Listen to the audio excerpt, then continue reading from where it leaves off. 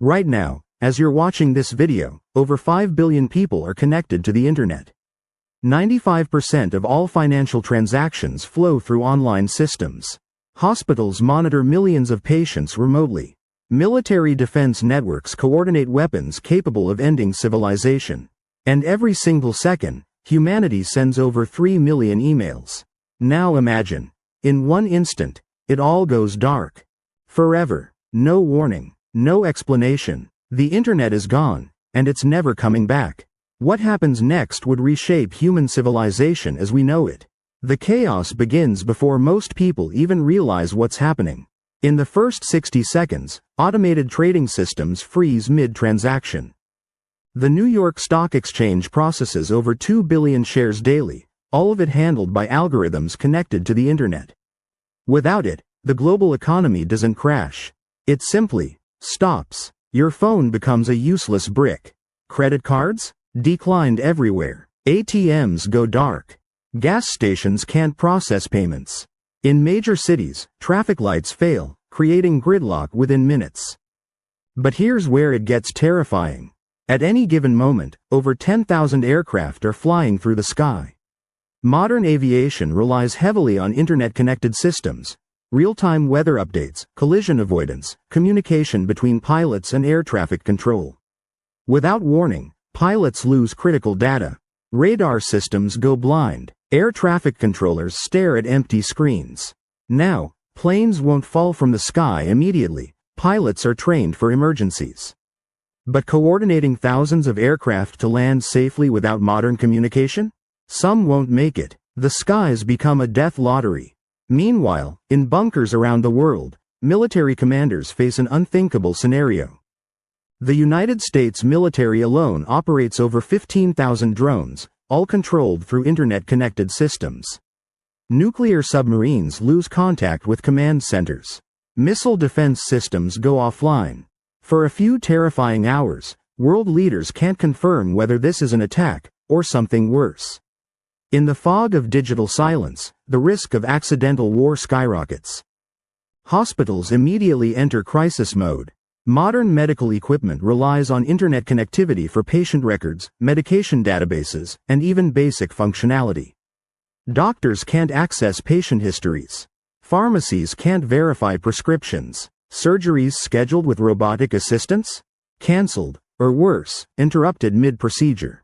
People on life support connected to smart monitoring systems face an invisible countdown. Emergency rooms aren't overwhelmed by patients, they're overwhelmed by failing technology. The stock market doesn't just crash, it ceases to exist. Trillions of dollars in digital wealth vanish. Not lost, just inaccessible. Forever frozen in servers that can no longer communicate. And cryptocurrency? $2 trillion in Bitcoin, Ethereum, and other digital currencies become permanently unreachable. Wallets can't verify transactions. Blockchain networks collapse. The most decentralized financial system ever created dies in seconds. Millionaires become paupers overnight, not because their money is gone, but because they can never prove it existed. Within 24 hours, supply chains collapse. Modern logistics depends entirely on internet-connected systems, tracking shipments, managing inventory, coordinating deliveries. Amazon processes over 60,000 orders per hour. Without the internet, that number drops to zero. Trucks don't know where to go. Warehouses can't process orders. Container ships sit idle in ports with no instructions. Supermarkets run out of fresh food within 3 days. Within a week, the shelves are empty. Banks face a nightmare scenario. Most money today isn't physical, it's digital numbers on servers. Without internet verification, banks can't confirm who owns what. Your life savings might still exist somewhere, but proving it becomes nearly impossible. Cash becomes king overnight. People who kept physical money under their mattress, they're suddenly the smartest people in the room. Here's something most people don't consider: prisons. Modern correctional facilities use internet-connected systems for everything: door locks, surveillance cameras, inmate tracking, communication with courts. When those systems fail, chaos erupts behind bars. Guards lose control of electronic doors.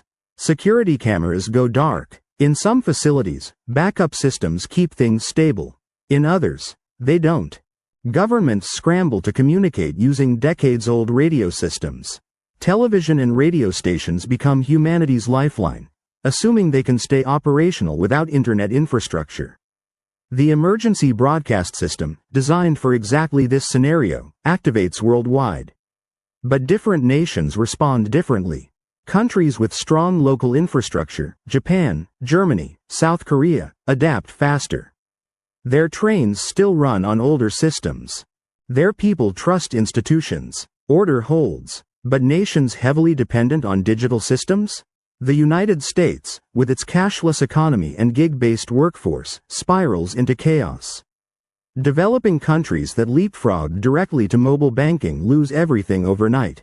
The modern economy disintegrates. Entire industries, social media, e-commerce, cloud computing, digital advertising, streaming services, simply cease to exist. Billions of jobs vanish. The unemployment rate doesn't climb, it explodes. Think about everyone whose job depends on the internet. Software developers, content creators, online retailers, digital marketers, customer support agents, delivery drivers using GPS apps, freelancers on global platforms, all of them unemployed instantly. But here's the thing about humanity. We adapt. Local communities become essential again. Farmers' markets replace Amazon. Physical libraries become research centers. People relearn skills their grandparents knew. Face-to-face communication, manual record-keeping, analog navigation with actual paper maps.